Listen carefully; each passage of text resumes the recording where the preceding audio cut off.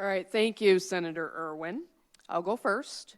My name is Holly Hook, and I live in Swartz Creek Estates in Swartz Creek, Michigan, a manufactured home community. And before 2018, we had a great community. We had a great community owner who charged us very reasonable lot rent fees, and they kept the community nice and beautiful and running very well. We had no notice we'd been sold in 2018 until Haven Park Capital, an out-of-state owner, left notes on our door that informed us our lot rent was jumping a full 25% in 1 month.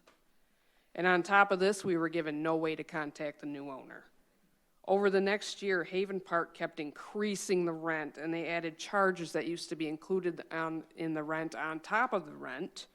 This included charges for garbage, admin fees, sewer, anything you can imagine.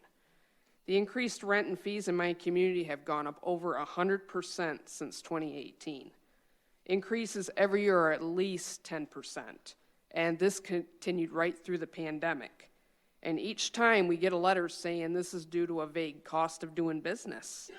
And on top of this, the only changes in maintenance that we've seen in our park is a cut. Now a single manager has to manage multiple communities instead of one. Our old owner increased the lot rent twice in probably about 20 years, and each time it was less than 3%. They still kept the community well run, they made money, and Haven Park cut staffing and service, and they doubled our rent, so where's that money going? And the higher the lot rent goes, the harder it is to move, because who wants to buy a home and pay these ridiculous fees? And what makes it even worse is it's hard or impossible to move our homes. It costs 5 figures to move our so-called mobile homes to a different lot in a different park. And if we do manage to sell our homes to somebody else so we can get out, we have to have our buyer approved by the community owner. This leaves us trapped, as we can't move nearly as easily as other renters. And there's no free market when residents are trapped. And if we get priced out and we can't move or sell our homes in times, the owner can just seize our homes and not pay us a cent. We live in dread of the next rent increase, and I'm personally terrified of checking the mail. And I'm one of the luckier people. A lot of people in other communities have it so much worse than I do. I've spoken to many residents here around Michigan who are experiencing the same dynamic under Haven Park and other predatory owners.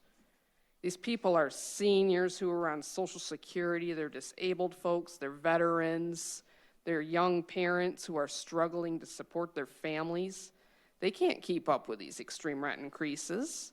The most vulnerable residents in Michigan are being taken advantage of. And some people have to choose between rising rent, medications, and food. Manufactured homes provide a critical source of affordable housing and are often the last stop before homelessness. Now this option is completely under threat, and Michigan desperately needs to protect this much-needed source of housing. I'm testifying in support of Senate Bills 486 through 490.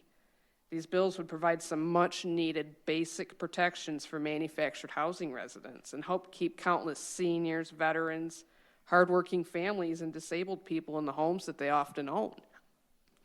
And I thank you for your time and for listening.